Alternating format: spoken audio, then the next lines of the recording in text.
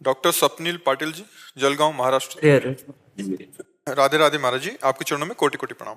महाराज जी, क्या गृहस्थ नाम जापक जो होता है संसारिक प्रलोभनों से हमेशा बचना चाहिए?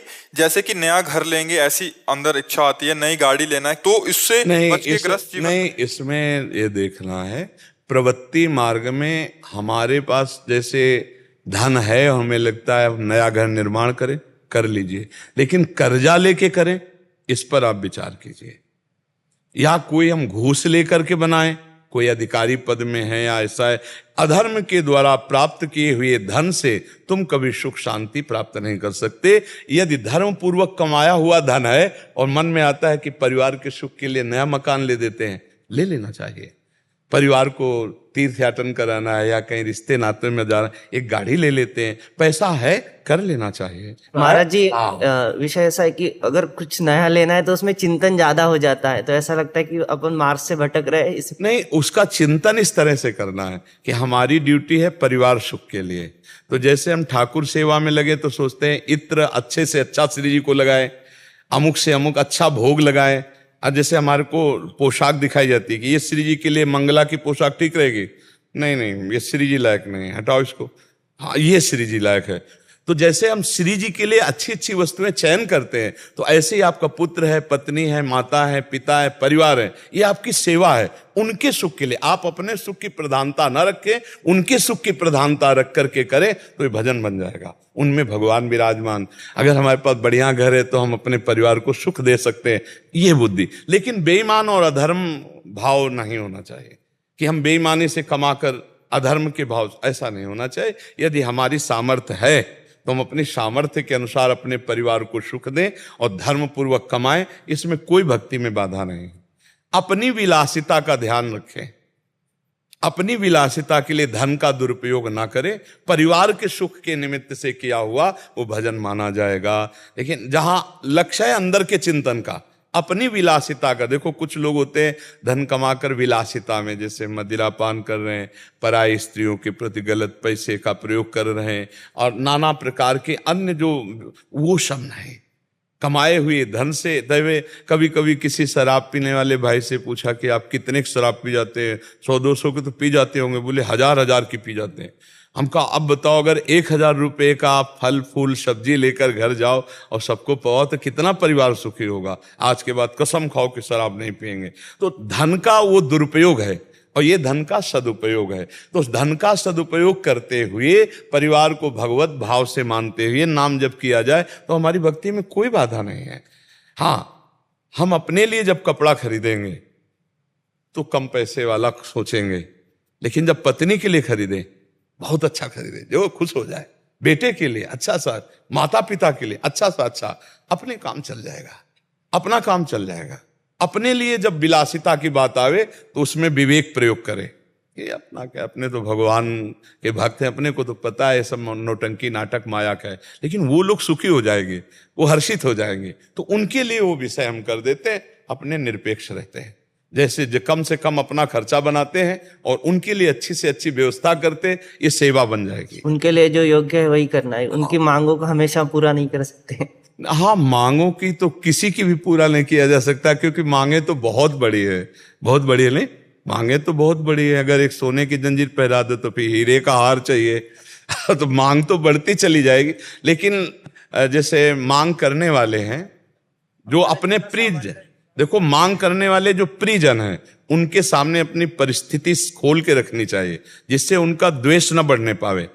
कि अब जैसे माता पिता है वो जो मांग कर रहे हैं, पत्नी है जो मांग कर रही है, तो अगर उनके सामने आपकी परिस्थिति नहीं तो वो कहेंगे, पत्नी जो कहती है वो कर देता है और हम जो कहते हैं वो नहीं करता, या वो इनके माता पिता कहें तो कर देते हैं और जब हम कहें तो नहीं। तो आपस में द्वेष ना बने, अपनी परिस्थिति को खोल के रखे। विवेकी भक्त जन जो होते हैं वो छुपाव छल कपट नहीं करते। इतना महीना आता है, इतने में ये खर्चा होता है, इतने। अब आप बोलो हमारे पूज्य है माता पिता, उनका ऐसे, और आप तो हमारी प्राण हो, आप हमारी अर्धांगिनी हो, आपको क्या छुपाव है। एक दैन्यता और प्रियता में किसी को भी बस में किया जा सकता है, और अगर विवेक नहीं है तो फिर बहुत कलह और शांति गृहस्थी में हो जाती है।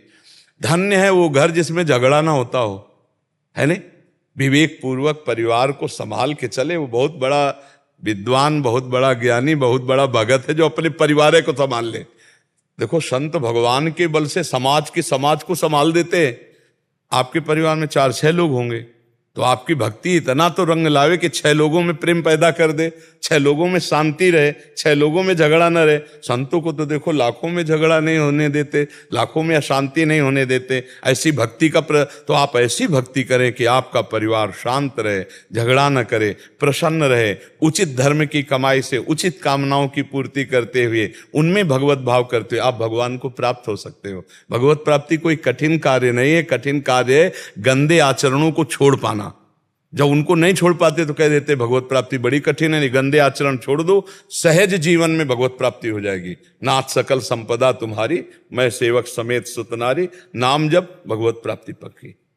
तो आप समझ पा रहे जी। दीपक मिश्र जी इंदौर से। राधे राधे महाराज जी, आपके चरणों में दंडवत प्रणाम।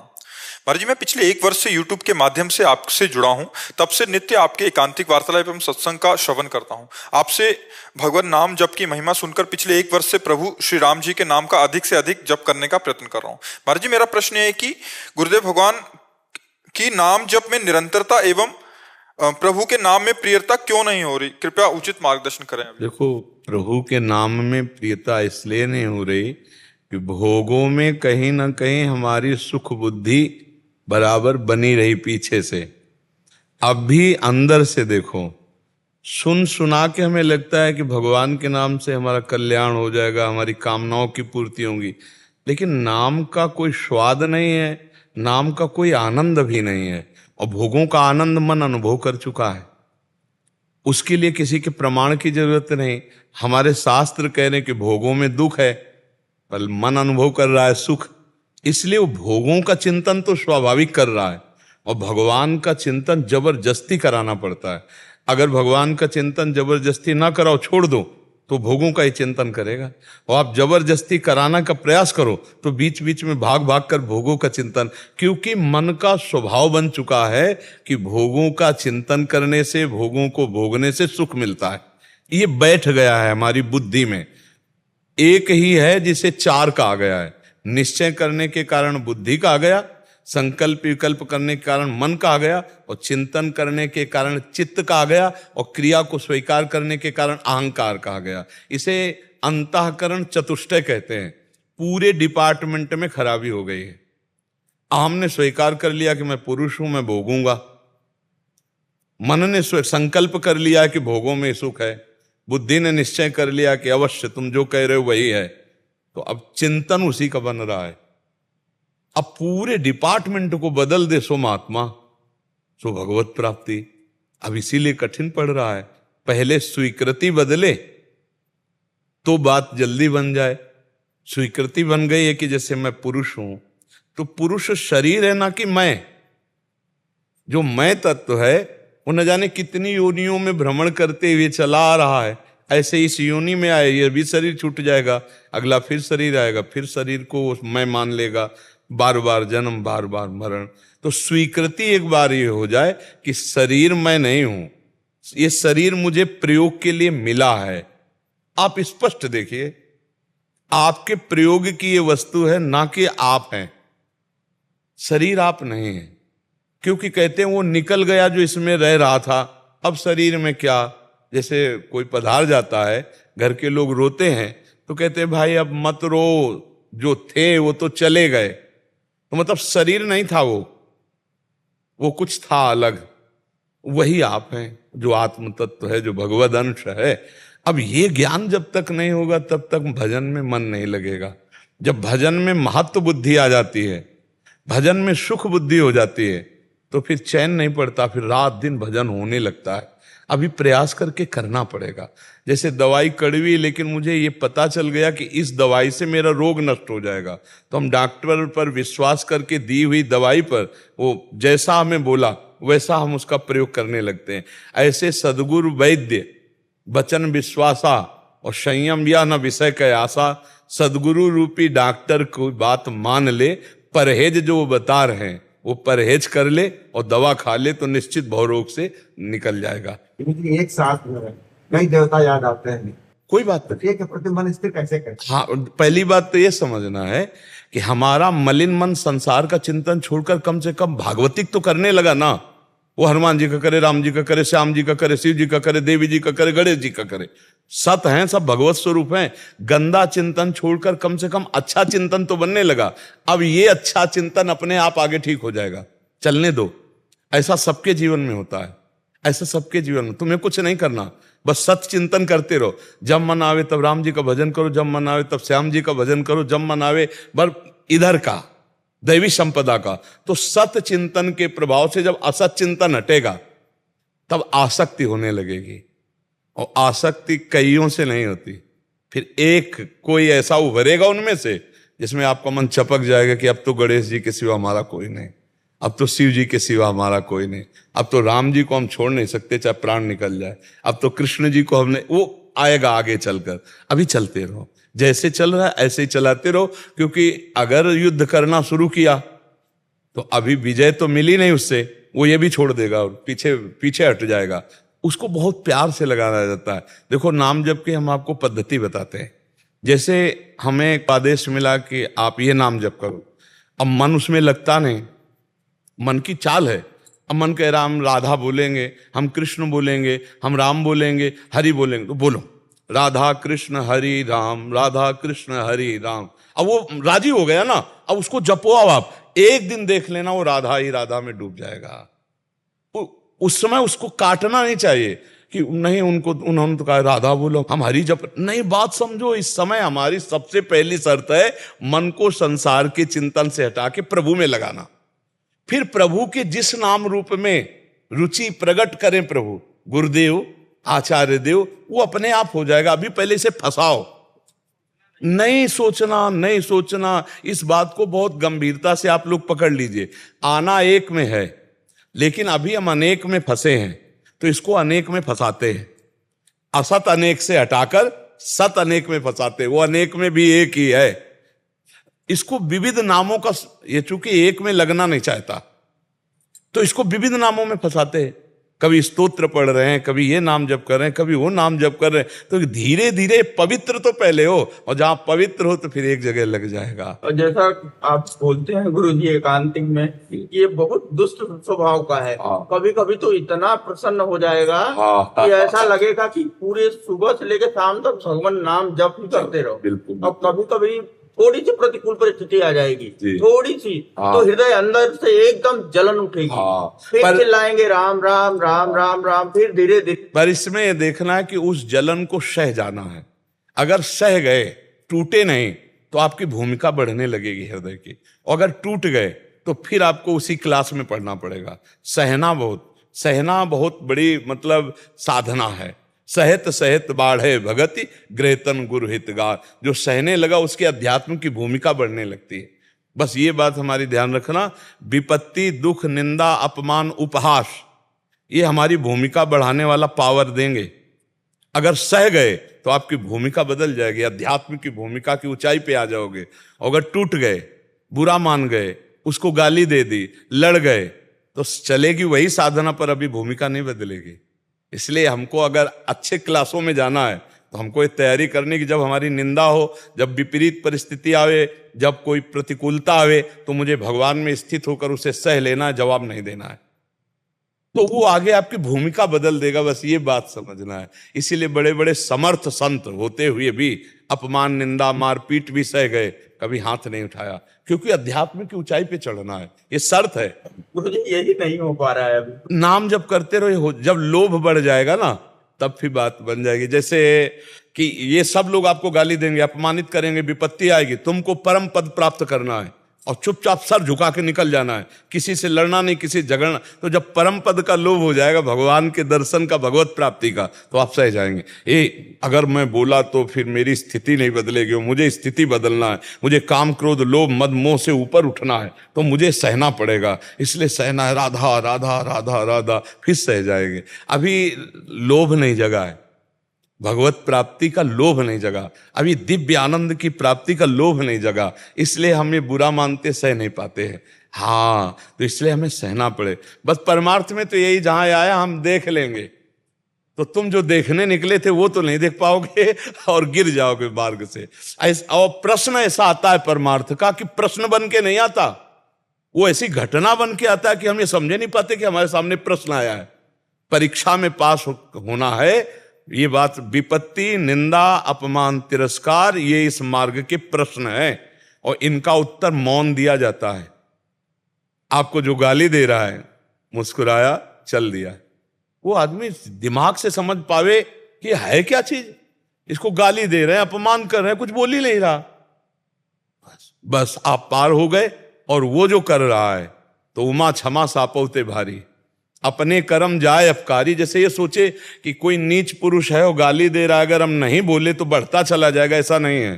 ईश्वर है, वो उसको संभाल लेगा, तुम आगे बढ़ो, तुम्हारे को संभालने की जरूरत नहीं, तुम तो चलो ईश्वर की तरफ, ईश्वर उसे संभाल लेगा। उमा क्षमा सापहुते भारी, अपने कर्म जाए अपकारी। अपकार करने वाला अपने कर्म से ही नष्ट हो जाएगा, तुम्हें कुछ कहने की जरूरत नहीं, वो आगे नहीं बढ़ पाएगा, तुम आगे बढ़ो, तुम मत लड़ो, नहीं तो हमें उसके विषय में मंगल ही बनाना है, मंगल ही मनाना है। क्यों? क्योंकि भगवान उसके भी हृदय में बैठे हैं। और जब आप करत जे अनसहन निंदक तीनों पे अनुग्रह कियो, जो अनसहन आपसे ईर्ष्या करते, जो आपकी निंदा करते, आप उनका जब भला मनाओगे तो आपकी भूमिका बदल जाएगी अध्यात्म की, और उसकी भूमिका बदल जाएगी अलग। और ये बुद्धि पवित्र होने से ही होगी, पवित्र बुद्धि। और अच्छा, अब जैसे आपने सुन रखा तो आपके दिमाग रूपी पॉकेट में ये बात तो आ गई है ना, तो कहीं ना कहीं स्फुरित होगी। जब आपको कोई गाली देगा तो आएगा, बाबा कह रहे थे सहना है, बहुत कठिन है सहना, पर सहना है, तो एक दिमाग में तो पहुंच गई ये बात सत्संग की, ये आपको कहीं ना कहीं सपोर्ट करेगी। एक बार हारोगे, दो बार हारोगे, तीसरी बार आप जीत ही जाओगे, क्योंकि आप नाम जप कर रहे हो, आप सत्संग कर रहे हो, आप सद आश्रय लिए हुए हैं, तो असत पर निश्चय विजय प्राप्त हो जाएगी। तो मेरा मन भाव है, मेरी माता जी हैं, मैं 1 साल से उनको यहाँ पे आपके साक्षात दर्शन करवाना चाहता हूँ, और 2-3 बार मैंने उनको मतलब प्रार्थना भी करी। कल मैंने जस्ट अभी कल की बात करी मैंने उनसे, तो मेरी तबीयत ठीक नहीं है, अभी मैं नहीं चल पाऊंगी, तो मेरा मतलब ये। हाँ, ये तो आपका भगवत भाव है। अगर उनकी रुचि ना होना तो राधा वल्लभ जी का चरणामृत और वृंदावन की रज ले जाओ, रज लगा दो, चरणामृत पिला दो, ना में कोई बात नहीं है, ठीक है। आपका कार्य महान है, लेकिन उनकी रुचि भी ना हो तो आप लाओगे भी तो वो लाभ नहीं मिल पाएगा। रुचि से होता है। हाँ, संत मिलन को चालिए तज माया अभिमान, जीव जीव पग आगे बढ़े कोटिन यज्ञ सा। अहो भाग्य, आज मैं संत दर्शन करने जा, वो एक उत्साह होता है। जबरदस्ती किसी को लाओ तो उस तबीयत ठीक नहीं रहती है। हाँ, नहीं, वैसे भी जिसकी तबीयत भी ठीक हो, अगर जबरदस्ती लाया जाए तो विशेष लाभ नहीं मिलेगा। और जब भाव जग जाए, इसीलिए हमने कहा चरणामृत और रज लगा दो, क्योंकि रज में सब संतों की चरण रज है। और ठाकुर जी के चरणामृत का क्या कहना है? अकाल मृत्यु हरणम सर्वव्याधि विनाशनम श्री कृष्ण पादोदकम पीत्वा पुनर्जन्म न विद्यते। तो संत दर्शन का जो लाभ है ना, वो चरणामृत और रज लगाने से प्राप्त हो जाएगा, अगर उनका कभी भाव बन जाए। देखो, शरीर के से ज्यादा मन की स्वस्थता चाहिए। शरीर अस्वस्थ है, मन स्वस्थ है तो हिम्मत आ जाएगी, और मन अस्वस्थ है, शरीर स्वस्थ है तो भी बात नहीं बोलेगी। तो उनके धीरे धीरे मन को कभी उत्साह आ जाए कि चलो आज हम दर्शन करते, तो बढ़िया बन जाएगा। आप कहते रहिए और चरणामृत और रज लगाते रहिए। सुमिताभ घोष जी, फिनलैंड से। राधा वल्लभ। राधे राधे महाराज जी। गुरुदेव, मैं उन असंख्यों में से एक हूं जो आपकी वाणी के बल से लड़खड़ाते हुए भगवत मार्ग पे चल पड़ा हूं। ये शरीर विदेश में कर्मरत है और विदेशी आचरणों के बीच में निर्लेपता से अपना कर्म करने का प्रयास भी रत हूं। पिछले 1 वर्ष से आपके दिखलाए मार्ग पे चलने पे एक आनंद की अनुभूति होती है और प्रतिपल में श्री जी की कृपा का एहसास होता है। इससे अधिक मुझे कुछ नहीं चाहिए। वो सर्वत्र हैं और सर्वज्ञ हैं, ये देख के मैं संतुष्ट हूं और उनसे मिलने की कोई लालसा नहीं है। क्या ये स्थिति है क्या? हाँ, ठीक है। लालसा मिलने की ना हो, लेकिन विस्मरण ना होने पावे, इस पर ध्यान दे दो, सब बात बन जाएगी। भूलना भी ठीक नहीं है, नहीं तो प्रमाद स्थिति आ जाएगी, समझ रहे हैं? ऐसे भी भक्तों को देखा जिनको मिलने की लालसा नहीं है, पर एक लालसा है कि मैं आपको कभी भूलूं नहीं।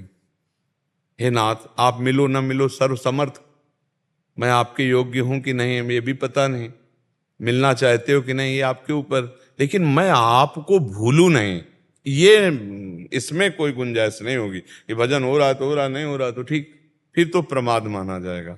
भजन नहीं छोड़ेंगे, आप मिलो ना मिलो तो जाओगे कहाँ? डोरी हाथ में है तो पतंग को तो आना ही पड़ेगा। डोरी हाथ में है, खींच रहे हैं, पतंग तो नजदीक आ ही जाएगी। पतंगो यथा तो मन भ्राम्यमाणा, पतंग है भगवान और डोरी है नाम, और जब हम नाम नहीं भूल रहे तो भगवान को तो दर्शन देना ही पड़ेगा, भगवदानंद की अनुभूति होगी। लेकिन इतना हम ना छूट दे दें, ये भजन हो रहा है तो ठीक, नहीं हो रहा तो, इस पर गुंजाइश नहीं होगी। तद स्मरणेन परम व्याकुलते थे। नारद जी ने भक्ति सिद्धांत में कहा तदर्पिता अखिलाचारिता तद स्मरणेन परम व्याकुलते थे। जो समस्त आचरण भगवान के अनुकूल करता है और थोड़ा भी विस्मरण हो जाने पर व्याकुल हो जाता है, उसी को भक्ति, शुद्ध भक्ति उसी को कहते हैं। तो ये बात आप हृदय में बैठा लो कि मधुर मधुर स्मृति प्रभु की चलती रहे। बस स्मृति छूटे तो फिर बर्दाश्त नहीं। स्मृति चल रही तो और सब बर्दाश्त है, आप दुख दे दो, आप और समस्याएं कर दो, कोई बात नहीं है, हमारे कर्म का भोग ही होगा। लेकिन स्मृति छूटे ये बर्दाश्त रहे। अगर ऐसी बात पकड़ लोगे तो आगे जीत जाओगे। नहीं, हाँ, भगवान मिले ना मिले, लेकिन उनकी स्मृति है। श्री प्रहलाद जी ने भगवान से यही कहा कि नाथ मुझे आपसे वरदान नहीं चाहना अपने लिए, मैं आपकी माया से पार हो जाऊंगा। मुझे पता है आपका नाम जप करके, आपका चरणामृत पीकर, आपके भक्तों का संग, आपकी लीला कथा गाकर मैं इससे पार, मैं उन लोगों के लिए जो आपसे विमुख हैं, उनके लिए मैं आपसे प्रार्थना करता हूं कि उन पर कृपा कर दीजिए, जो आपका भजन नहीं करते, जो आपसे संबंध नहीं मानते, जो आपकी निंदा कर, उन पर कृपा कर दीजिए आप। हमको तो कोई चिंता नहीं आपकी माया पर विजय, क्योंकि हम आपका चरणामृत, आपका नाम, आपकी लीला कथा, आपके भक्तों का संग, इसके बल से हम माया पर विजय प्राप्त कर लेंगे। तो इसी तरह भक्त जो होता है कि आप दर्शन दो ना दो, लेकिन हम आपको भूल जाएं, ऐसा नहीं हो सकता। हमारे यहाँ आरती के बाद गाया जाता है, संध्या आरती के बाद, बिसरी हो ना बिसारी हो यही दान मोहि देव, श्री हरिवंश के लाडिले मोहि अपनी कर ले। हे राधा वल्लभ लाल, मुझे अपना बना लो, मैं आपको कभी भूलूं नहीं, और आप भी कभी कभी याद कर लिया करें कि मेरा सेवक ये है। बस इतनी मांग की, बिसरी हो ना बिसारी हो, ना मैं आपको भूलूं और ना आप मुझे भूलो, मैं आपका सेवक हूं। हे राधा वल्लभ लाल, आप अपने कर लीजिए, मुझे अपना बना लीजिए। ये बात। रचना शर्मा जी, पुणे महाराष्ट्र से। राधे राधे महाराज जी, आपके चरणों में कोटि कोटि प्रणाम। महाराज जी, जब हम भक्ति मार्ग के पथिक होते हैं और प्रभु की शरणागति में होते हैं और जीवन का सत्य जानते हैं कि प्रभु और श्री जी के सिवा कुछ सत्य नहीं है, फिर भी कभी कभी क्षण भर के लिए इस अधम के मन में अश्रद्धा का विचार आ जाता है और मन बड़ा घबरा जाता है कि प्रभु ने सुना तो ये वो क्या सोचेंगे कि कैसा दास है ये, और इस अधम को स्वीकार नहीं करेंगे। बिल्कुल नहीं सोचेंगे, क्योंकि भूल भुलैया का मार्ग उन्हीं का बनाया हुआ है। ये भूल भुलैया का मार्ग उन्हीं का बनाया हुआ है। अपने ब्रह्मानंद रूपी, भगवदानंद रूपी संपत्ति भूल भुलैया के मार्ग में रख दिया है। इसीलिए हम सदगुरु का आश्रय लेकर के उनके बताए मार्ग पे चलते हैं कि हम भूल भुलैया में ना फंसे। तो हमारी जैसे छोटी मोटी त्रुटियां हैं, अश्रद्धा है, या प्रभु से उलहना है, या प्रभु से कभी नाराज हो जाना है, प्रभु इन बातों पर ध्यान नहीं देते। जन अवगुण प्रभु मान न काऊ, दीन बंधु अति मृदुल स्वभाव। बड़ा मृदुल स्वभाव हमारे प्रभु का है। वो अपने जनों के द्वारा अगर चूक हो जाती है तो इस पर ध्यान नहीं देते। राहती न प्रभु चित चूक किए की, करत सुरत सहबार हिए की। प्रभु उसके हृदय की बात देखते, ये चूक करना नहीं चाहता, पर मेरी माया से विवश होकर इससे चूक हो गई। प्रभु उस चूक को गिनते ही नहीं है। बड़ा करुणामय स्वभाव।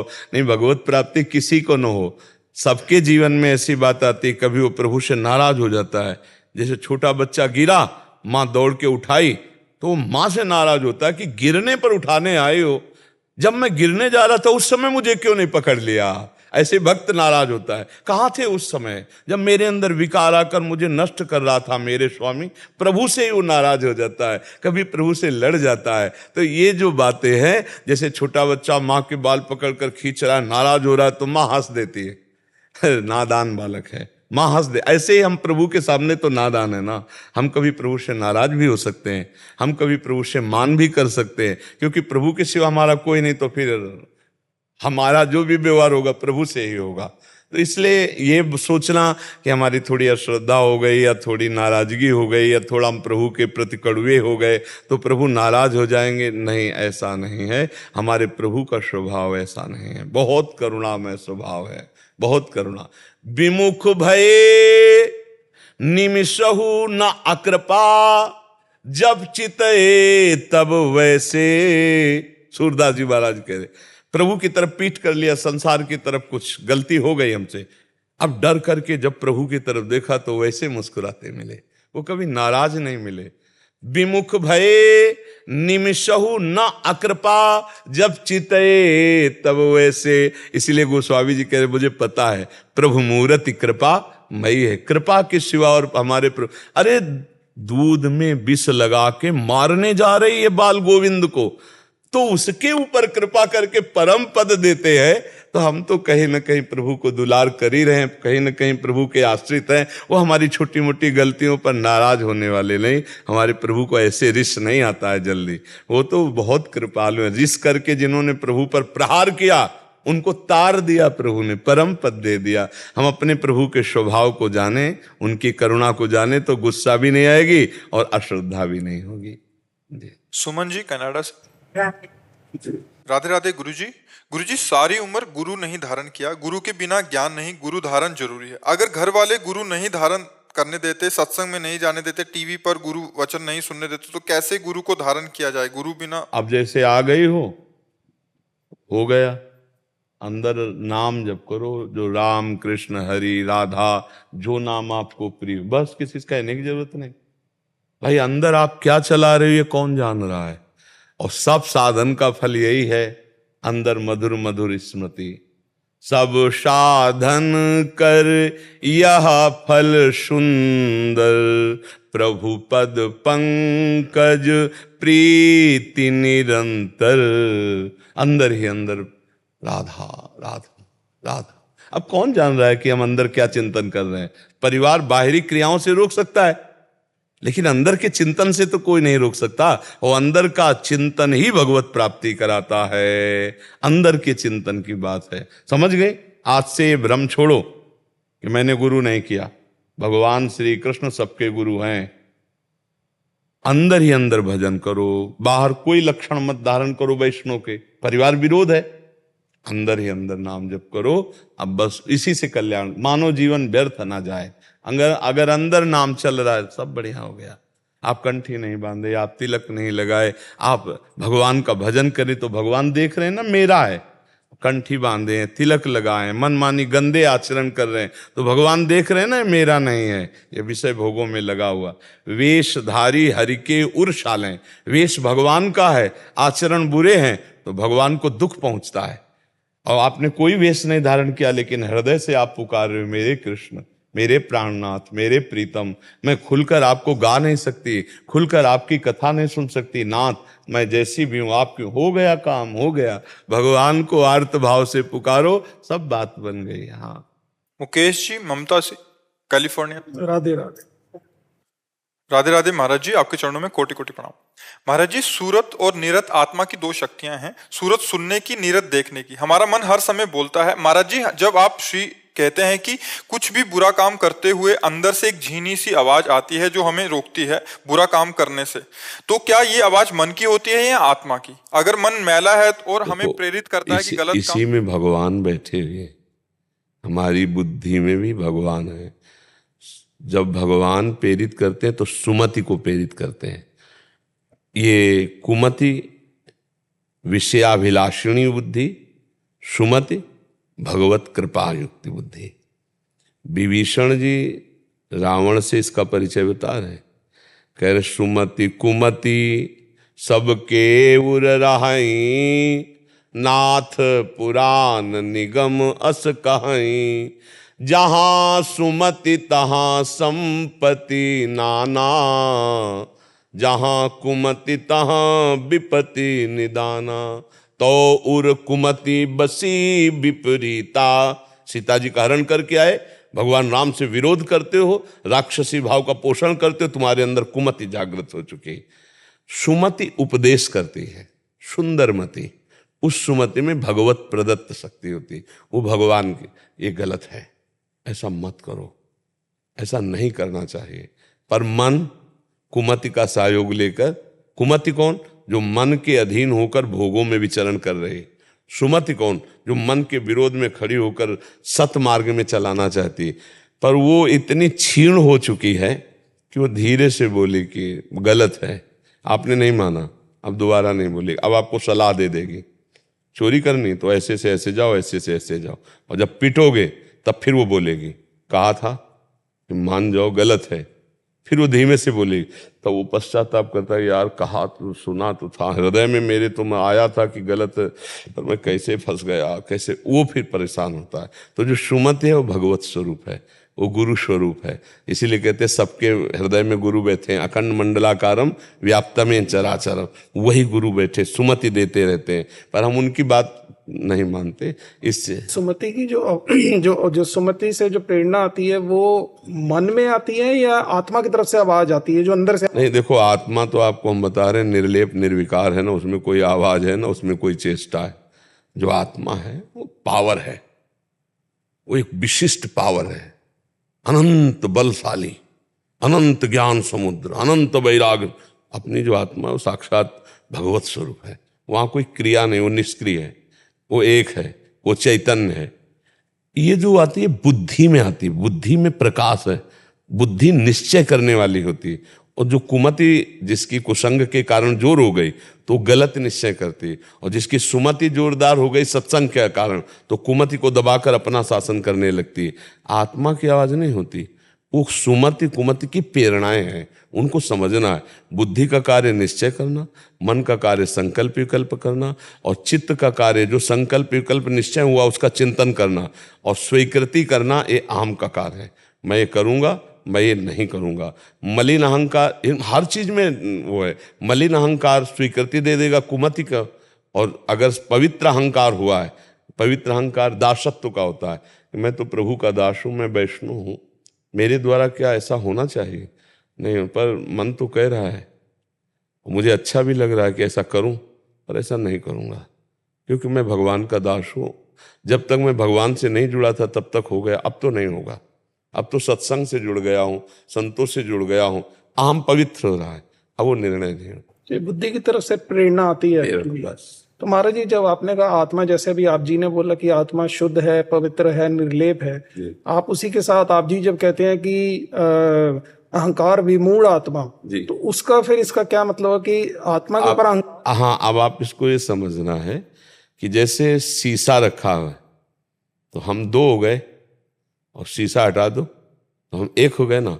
तो अंतःकरण धर्म से जब बात करेंगे तो अंतःकरण में जो अहम है वो आत्मा का प्रतिबिंब है, आत्मा का प्रतिबिंब है। वो आत्मा मैं करता हूं नहीं है, मैं भोगता हूं नहीं है।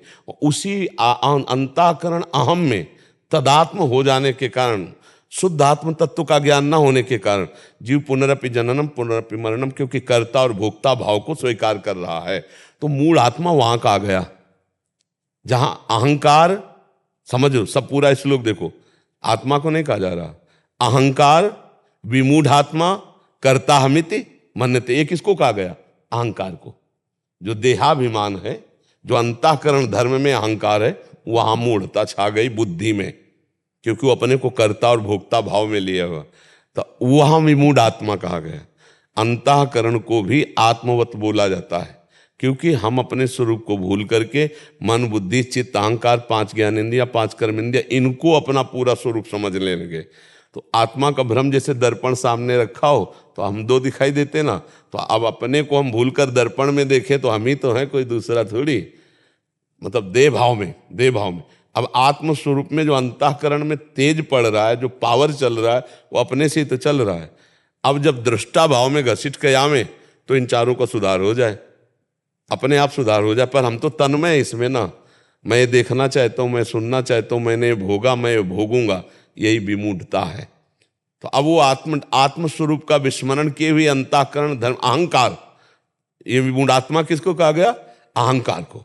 अहंकार विमूढ़ात्मा कर्ता हमिति मन्यते, ये अपने को आत्मस्वरूप समझ रहा है, मूढ़ता धारण कर रहा है अहंकार की, इसीलिए जीव फंस गया, यद्यपि वो है नहीं।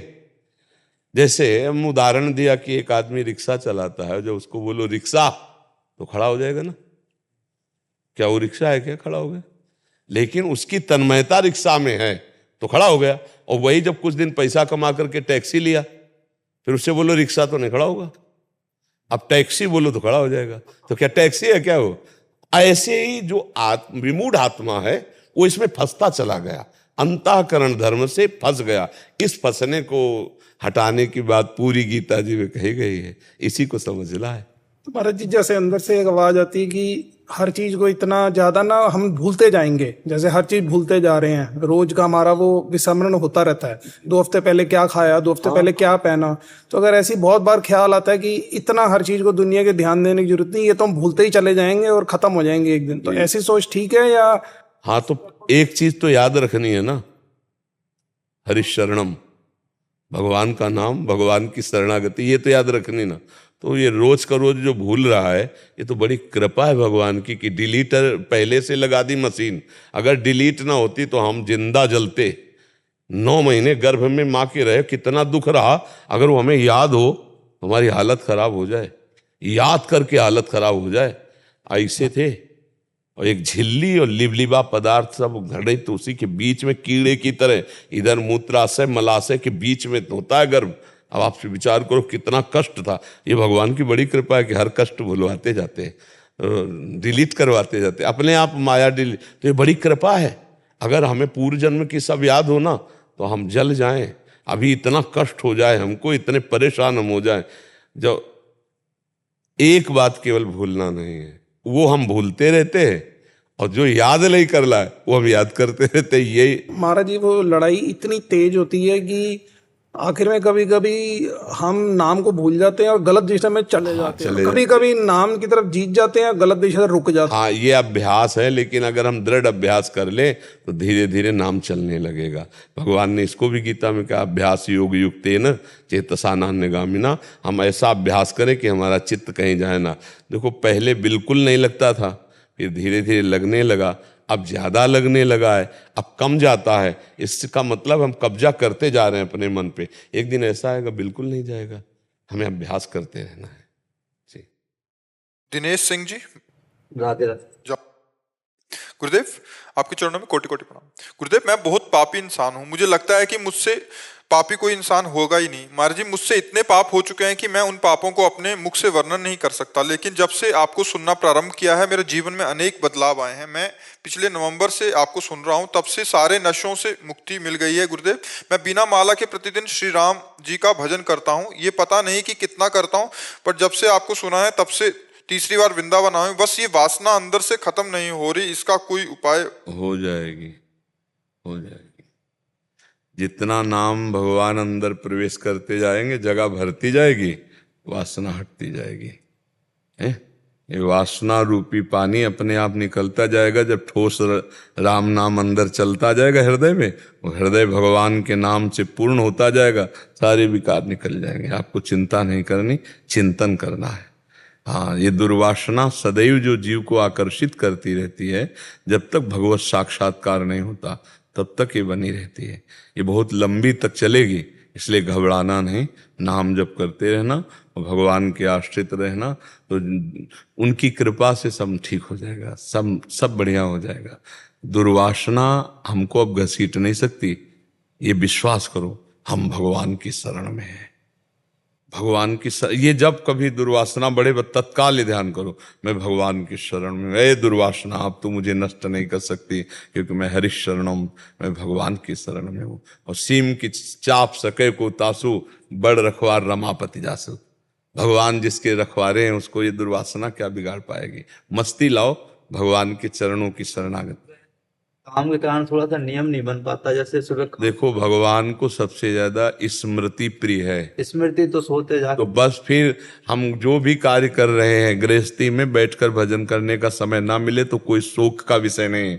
हाँ, जो काम कर रहे हैं वो नाम जप करते हुए कर रहे हैं, बस सबसे बड़ा भजन हो जाएगा। बात समझो, आसन में बैठ करके ये विरक्तों के लिए, गृहस्थों के लिए फावड़ा चला रहे हैं, राम राम राम। जो काम कर रहे हैं भगवान का स्मरण करते हुए, बहुत बढ़िया भजन है, बहुत बढ़िया भक्ति हो जाएगी अगर इसको करना सीख जाए।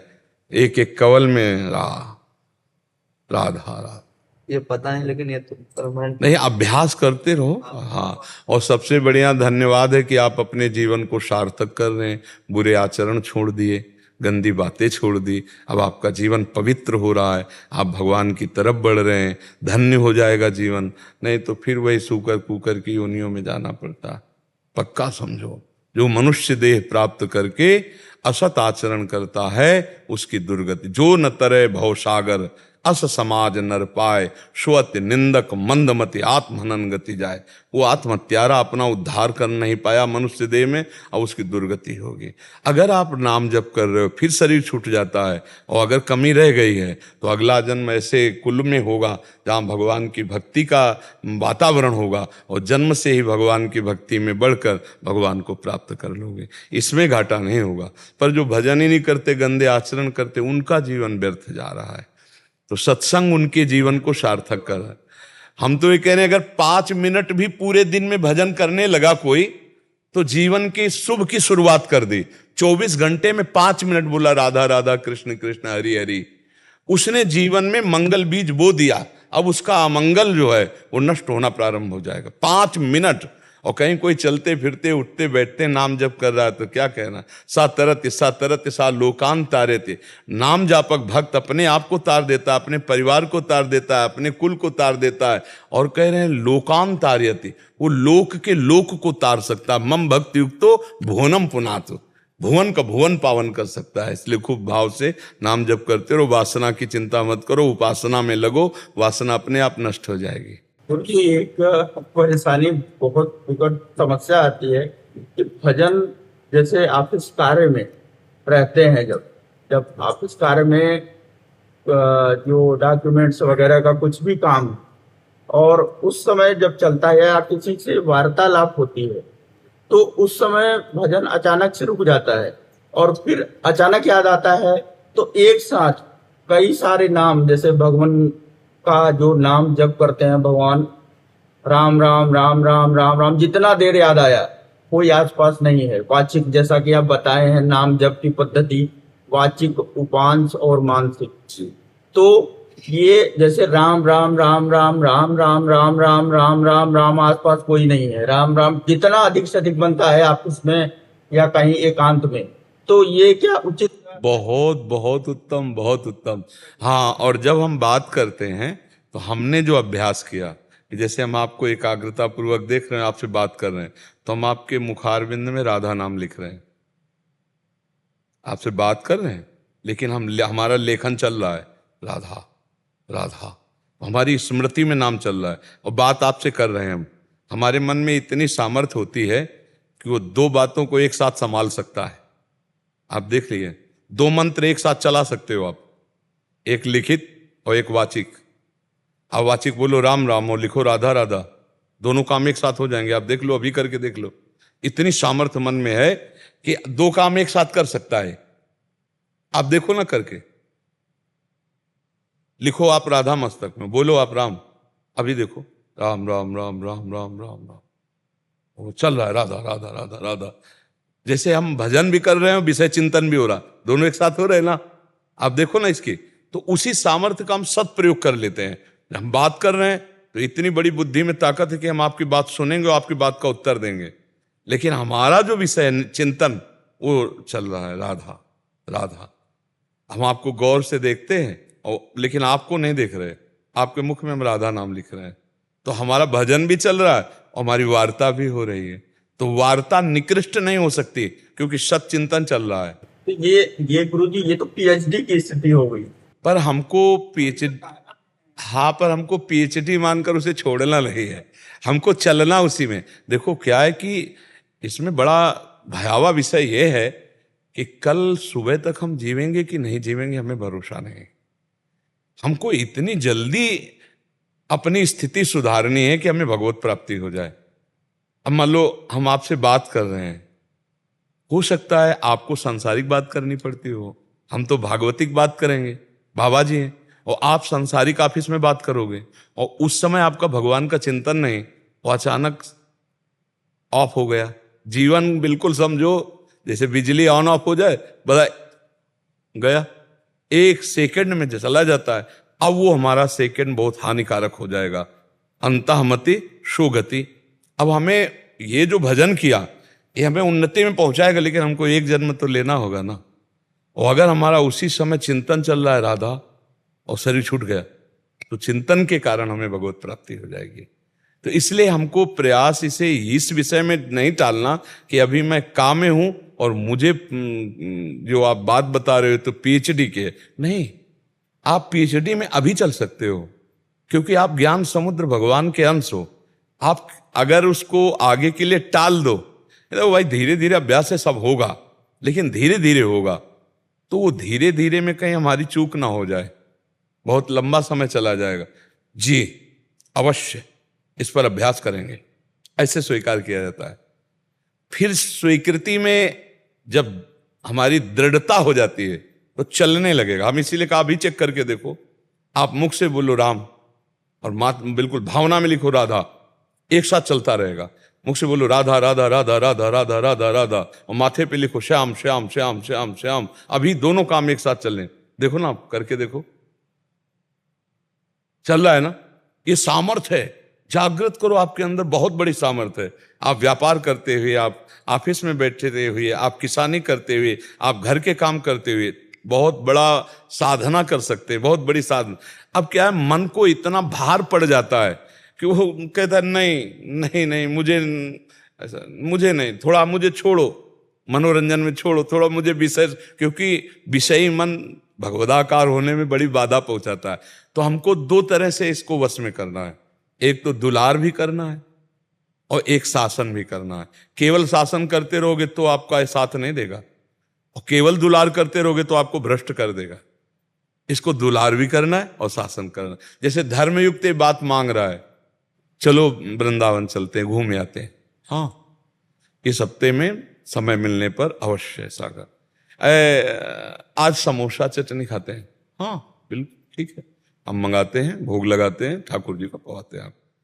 फिर गलत एक, तब उस समय बहुत जन्म बर्बाद कर दिया, थोड़ी बर्बाद नहीं देंगे, नहीं, ऐसे जो बात हम दे सकते हैं, धर्म विरुद्ध नहीं है, मेरा मन मांग कर रहा है, वो हमें कर लेना चाहिए।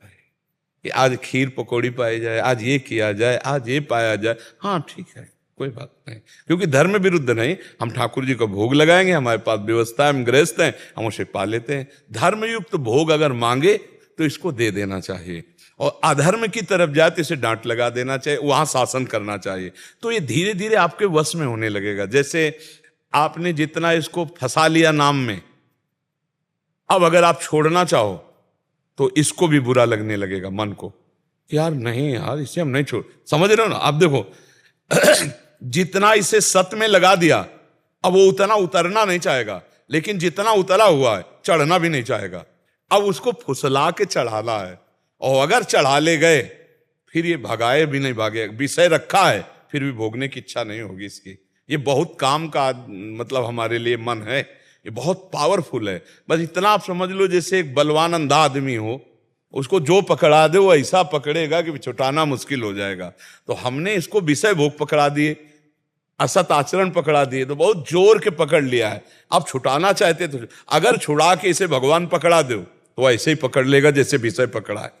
तभी तुलसीदास जी प्रार्थना करके मांग रहे हैं, कामी नारी प्यारी जिमि लोभी जिम प्रिय दाम, तिमि रघुनाथ निरंतर प्रिय लागो। ये मेरा मन आप में ऐसे लग जाए जैसे कामी पुरुष का स्त्री में, लोभी पुरुष का धन में। हे नाथ, ऐसे मेरा मन आप में लग जाए। एक बार लग जाएगा ना, जितना लग जाएगा उतना हटाना फिर इसको अच्छा नहीं लगता मन को। ऐसे पूरा जिस समय भगवान में लग जाएगा, बस निहाल हो जाओगे। अभ्यासरत रहो। हम कह रहे 5 मिनट अभ्यास करो। किसी से बात कर रहे हो तो अभ्यास करो। अच्छा, ऐसे बात करते रहो, वो समझ रहा बड़ी एकाग्रता से हमारी तरफ फेर रहे, और बार बार नाम रचना कर राम राम, और उत्तर देते जा रहे, बहुत बड़ी सिद्धि है ये। भगवान नाम देख लेना, सुमिर पवन सुत पावन नामू अपने बस कर राखे। आनंद की अनुभूति, जिस दिन आनंद उमगा हृदय में, उफान आई, बस फिर नशा चढ़ गया, फिर तो नहीं छोड़ सकता कोई नाम। फिर निरंतर चलने पर, जब तक पाप नष्ट नहीं होते, वासनाएं दूर नहीं होती, तब तक ये युद्ध होता रहता है। थोड़ा दिन एक कष्टप्रद है, चलते रहो आगे, खुद आनंद का अनुभव हो जाएगा। राधा राधा राधा राधा राधा राधा राधा राधा